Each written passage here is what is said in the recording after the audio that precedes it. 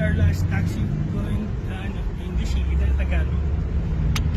Ayan, so puro may video ngayon. Ito na yung taxi namin. We're going back to the place we came from. Ayan, so ang daming stars. So noong unang gabi kasi, ganito rin yung sakyan namin. Kaso nga lang talagang pangingay kami kaya hindi namin ganun na video at na nagawa ng kakulitan. Pero this time, kasi